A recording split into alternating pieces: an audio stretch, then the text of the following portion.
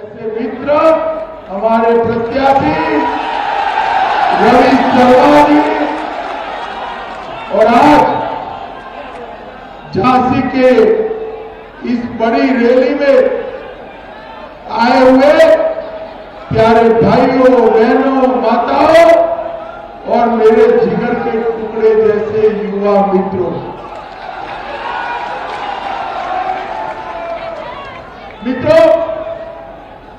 जब भी मैं झांसी में आता हूं, झांसी की धरती का श्वास अंदर जाते ही नई चेतना और ऊर्जा की अनुभूति होती है। झांसी में आते ही महारानी झांसी वीरांगना लक्ष्मीबाई की हुकार मेरी झांसी नहीं दूंगी, वो आज भी कानों में गूंजने लगती है। वीर झंकारी बाई का शौर्य, उनका त्याग, उनका बलिदान आज भी देशभक्ति की प्रेरणा देता है। और तात्या टोपे का साहस और अंग्रेजों को झुकाने वाली उनकी रणनीति और सन 57 की क्रांति आज भी नजर के सामने आती है। भैया हो गया, बैठ जाओ, देख लिया मैंने, वो बैठ जाओ, देख लिया मैंने, आपको कह रहा हूं मिले जब बैठ जाओ भैया, आप बैठ जाइए, देख लिया। धन्यवाद मित्रों, यही बुंदेलखंड की धरती थी जिन्हें अंग्रेजों के दांत खट्टे करने का काम किया। यही धरती थी जिन्हें आजादी के आंदोलन में बढ़ चढ़ के हिस्सा लिया। इसी धरती के पंडित बाबूलाल दुबे, लाडली प्रसाद जी, डॉक्टर गोविंद प्रसाद जी, कृष्ण गणेश अन्ना जी, कुंज बिहारी लाल जैसे अनेक स्वतंत्रता सेनानियों ने अपना यहां से देश की आजादी में योगदान दिया। और यही धरती ने हॉकी के जादूगर मेजर ध्यानचंद को भी भारत को भेंट करने का काम किया। तो आज उसी धरती पर मैं आया हूं और मैं अपने आप को गौरवशाली मानता हूं कि आज इस धरती पर मैं चुनाव प्रचार करूंगा। रवि शर्मा मेरे साथ खड़े हैं। अरे हो गए नारे भैया,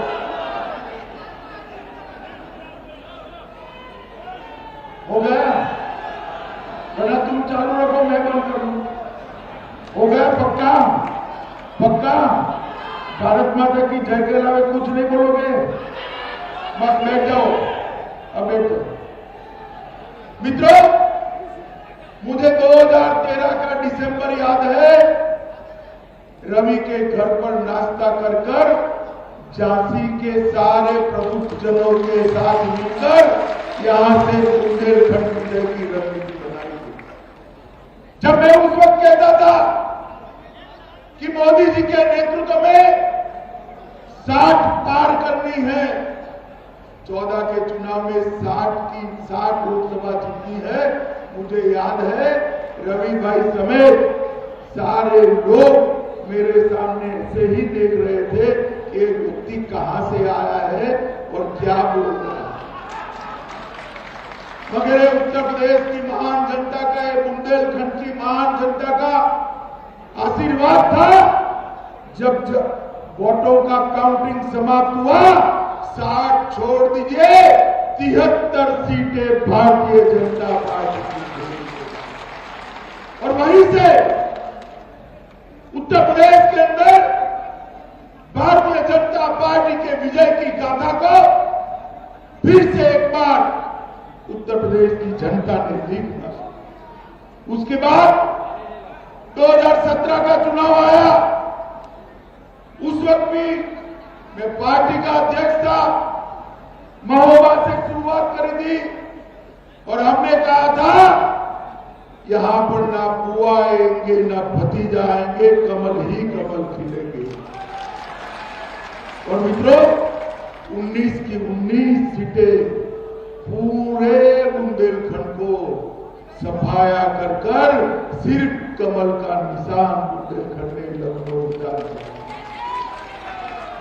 उसके बाद 19 का चुनाव आया, उत्तर प्रदेश में फिर से एक बार 65 से ज्यादा सीटें देकर मोदी जी को देश का प्रधानमंत्री बनाने का काम किया।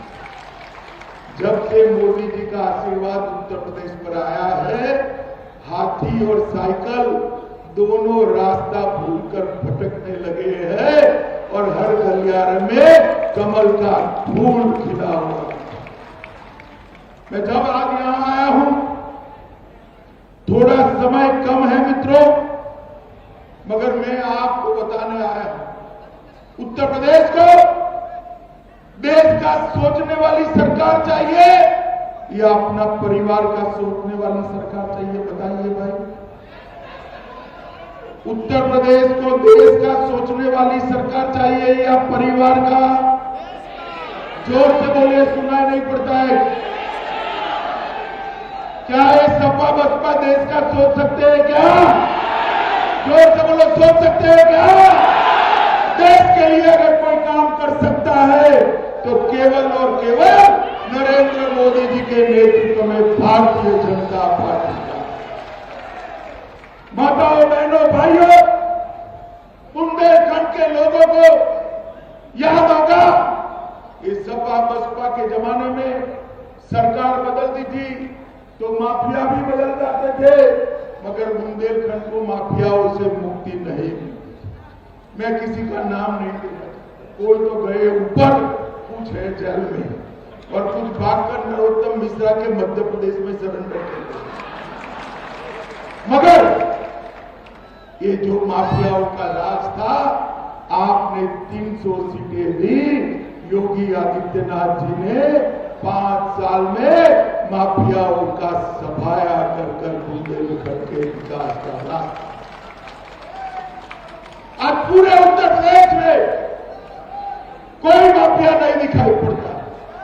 चुन चुन कर माफियाओं को जेल में डालने का काम उत्तर प्रदेश के मुख्यमंत्री योगी आदित्यनाथ जी ने, और इसीलिए यहां पर एक विकास का रास्ता प्रशस्त हो रहा है।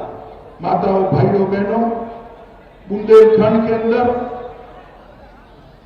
पहले सपा बसपा के जमाने में क्या होता था? अवैध खनन होता था। अवैध खनन की जगह Bharatiya Janata party defence corridor लेकर आई। अवैध कब्जे होते थे, गरीबों की भूमि माफिया छीनकर ले जाते थे। योगी सरकार ने 2000 करोड़ की भूमि को माफियाओं से मुक्त कराने का काम एक भारतीय जनता पार्टी। जहां अवैध कब्जे होते थे, वहां आज बुंदेलखंड में सोलर का हब बना हुआ है। पहले यहां दबंगई और दंगे होते थे, इसकी जगह बुंदेलखंड की प्यास को बुझाने के लिए हर घर में नल से पानी पहुंचाने की योजना ये भारतीय जनता पार्टी की। पहले घोटाले होते थे, अब अनेक बांध परियोजनाएं लेकर हम आए हैं। पहले गरीबों का शोषण होता था, आज हर गरीब के घर में शौचालय पहुंचा दिया गया है। हर गरीब माता के घर में गैस का सिलेंडर पहुंचा दिया गया है। हर गरीब के घर में आज बिजली पहुंचाने का काम समाप्त हो चुका है। हर गरीब के घर में 5 लाख तक का सारा स्वास्थ्य का खर्चा नरेंद्र मोदी सरकार उठाती है। मित्रों, माताओं, भाइयों, बहनों, इतनी बड़ी संख्या में आप यहां उपस्थित हो, मुझे बताओ भाई, कितने लोगों ने टीका ले लिया है कोरोना का? जरा हाथ ऊपर करो। सबने लिया है ना? पक्का? अब जब टीका हमारे वैज्ञानिकों ने ढूंढ लिया, मैंने अखिलेश यादव की प्रेस लिखी थी। वो कहते थे ये टीका मत लगाइयो, ये मोदी अखिलेश बाबू ने तो फिर डर कर टीका को खुद लगा दी। मगर मुझे बताओ झांसी वालों, अगर आपने डरकर अखिलेश की बात मानकर टीका न लगाया होता तो आज तीसरी लहर में सुरक्षित रहते क्या? रहते क्या? नरेंद्र मोदी जी ने 130 करोड़ की जनता को दो टीके लगाकर कोरोना के सामने सुरक्षित करने का। दुनिया भर में जब कोरोना आया तब चर्चा थी कि कोरोना से ज्यादा तो भूख से लोग मारे जाएंगे। माताओं, भाइयों, बहनों, एक ही देश दुनिया में ऐसा है जिसने 80 करोड़ लोगों को देश में और 15 करोड़ लोगों को यूपी में 2 साल तक मुफ्त अनाज देने का काम नरेंद्र मोदी सरकार। ये 2 साल तक गरीब का घर का चूल्हा चलता रहे, गरीब के बच्चे भूखे न सोए, उसकी चिंता देश के प्रधानमंत्री जी ने की। मित्रों, हर गरीब के घर में बैंक अकाउंट भेजा, डायरेक्ट बेनिफिट ट्रांसफर की स्कीम भेजी। मित्रों, अपने झांसी के अंदर 600 मेगावाट का अल्ट्रा मेगा प्लांट भी, सोलर प्लांट नरेंद्र मोदी जी ने भेजा है। मित्रों, झांसी के अंदर बुंदेलखंड में 4000 मेगावाट की सौर ऊर्जा लगने वाली है। नहरों पर रूफटॉप सोलार लगाकर पूरे बुंदेलखंड की बिजली की समस्या समाप्त होने वाली। झांसी वालों, मुझे बताओ भाई, बिजली रानी आपके घर में कितना घंटा आती थी सपा के रात में? कितना? जरा जोर से बोलो, इस और बोलो भाई, कितना घंटा आती थी? आज 24 घंटा बिजली भेजने का काम योगी आदित्यनाथ की सरकार। मित्रों, इसको कहते हैं सुशासन। झाकलोन पंप के ना ललितपुर के टॉप पर 2.5 मेगावाट का हमने यहां पर सोलर प्लांट लगाया है। चित्रकूट के विकास के लिए चित्रकूट धाम विकास परिषद बनाई गई और जल के लिए मैं बताता हूं, 1000 साल से बुंदेलखंड अकालग्रस्त क्षेत्र था। हमारे यहां मध्य प्रदेश में तो भाजपा की सरकार ने अटल जी के समय ही सारा डेवलपमेंट कर लिया था, पैसा तो यहां पर आया था। मगर अखिलेश सरकार के चट्टे बट्टे पूरा पैसा खा गए। अब पैसा खा गए, कहीं ना कहीं तो छिपाया होगा। कुछ दिन पहले मोदी जी की सरकार ने कानपुर में एक समाजवादी इत्र वाले के वहां रेड डाल दिया। आपको मालूम है ना, रेड पड़ी थी। आपको मैं बताने चाहता हूं, ये मंच पूरा भर जाए, इतनी नोटों की गड्डियां वहां से पकड़ी गई, इतनी नोटों की गड्डियां। और अखिलेश बाबू नाराज हो गए। उन्होंने कहा कि राजनीतिक उद्देश्य से रेड हो रही है। क्यों अखिलेश बाबू, ये आपका रुपया था क्या? जरा झांसी वालों को बता दो। और अगर आपका नहीं है तो आपको क्या नाराजगी है? अखिलेश जी, कान खोलकर सुन लो, जो भ्रष्टाचार का पैसा होगा, अवैध पैसा होगा, ये नरेंद्र मोदी सरकार है, जरा भी नहीं डरेगी। रेड डालकर सरकार के खजाने में उसको जमा कर दिया। मित्रों, ये बुंदेलखंड की प्यास को बुझाने के लिए महोबा में अर्जुन सहायक परियोजना, रतौली बांध परियोजना, बावनी बांध परियोजना, चिल्ली स्प्रिंकलर परियोजना और बुंदेलखंड समस्त के लिए, जिसे झांसी नगर को भी पानी मिलने वाला है, 44,600 करोड़ की केन बेतवा को जोड़ने वाली परियोजना। मोदी जी के अलावे बुंदेलखंड के जल के संकट को कोई समाप्त नहीं कर सकता था। 9 लाख हेक्टेयर भूमि इससे सिंचित होने वाली है। और मित्रों, इस बजट के अंदर वो 44,000 करोड़ में से 4,000 करोड़ का प्राथमिक खर्च भी मंजूर कर दिया गया है। मित्रों, मैं झांसी में आया हूं, वैसे तो रवि मेरा मित्र है, मित्र की बहुत प्रशंसा करने का कोई मतलब नहीं है, मगर उसने ढेर सारे काम झांसी के लिए कहे। यहाँ पर अटल एकता पार्क बनाकर उन्होंने एक प्रकार से पूरे बुंदेलखंड को संदेश देने का काम किया है। मढ़िया महादेव को फिर से एक बार सुसज्जित करने का काम किया है। मैं तो इस झांसी में 6 दिन तक सड़कों पर घुमा हूं।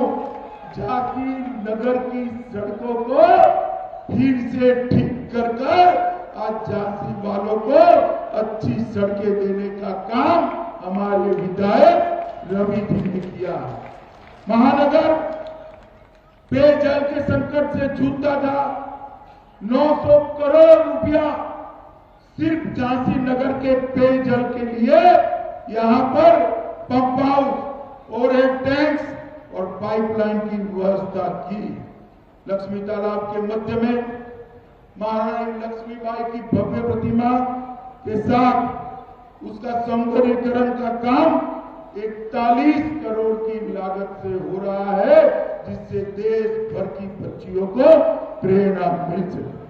झांसी की जनता ग्वालियर रोड रेलवे क्रॉसिंग पर जाम से हमेशा परेशान रहते थे ना भाई, रहते थे या नहीं रहते थे? 102 करोड़ की लागत से वहां ओवरब्रिज बनाने का शिलान्यास करने का काम भी समाप्त हुआ। झांसी की रानी का मेडिकल कॉलेज 250 बेड से 500 बेड का बदलने का निर्णय कर दिया गया है। ध्यानचंद स्टेडियम में युवाओं के लिए बैडमिंटन कोर्ट का भी निर्माण हुआ है और 161 लाख की लागत से बेसहारा पशुओं के लिए एक चारा केंद्र, वहां पर एक कान्हा उपवन की व्यवस्था करने का काम भी रवि ने किया है।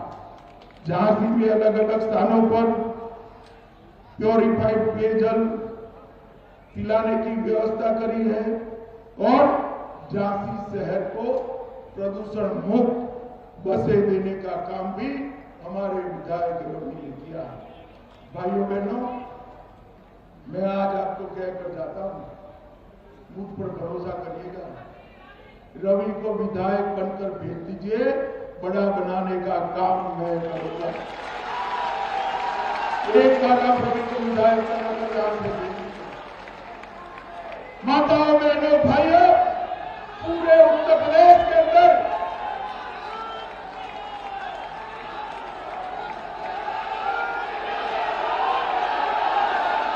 बोलो भारत माता की, भारत माता की, भारत माता की। माताओं भाइयों बहनों, पूरे उत्तर प्रदेश के अंदर 9 नए एयरपोर्ट बने हैं। इसके साथ कई एक्सप्रेस वे बने हैं। इसके साथ किसानों को हर साल 6,000 रुपया सीधा बैंक अकाउंट में पहुंचाया जाता है। गरीब कल्याण और इंफ्रास्ट्रक्चर के सारे काम उत्तर प्रदेश में योगी आदित्यनाथ की सरकार ने, मगर मोदी जी ने देश को सुरक्षित करने का काम किया है। भाइयों बहनों, मुझे बताओ, कश्मीर से धारा 370 हटनी चाहिए थी या नहीं हटनी चाहिए? जोर से बोलिए, हटनी चाहिए थी या नहीं हटनी चाहिए? आपने दूसरी बार मोदी जी को प्रधानमंत्री बनाया 5 अगस्त 2019 को मोदी जी ने धारा 370 को उखाड़ कर फेंक, और जहां हमारा कश्मीर भारत माता का मुकुटमणि गर्व के साथ भारत माता के सर पर शोभायमान हो। मित्रों, आज मैं आपको कहने आया हूं, ये सपा बसपा कांग्रेस तीनों कश्मीर में से धारा 370 हटाने का विरोध करते थे।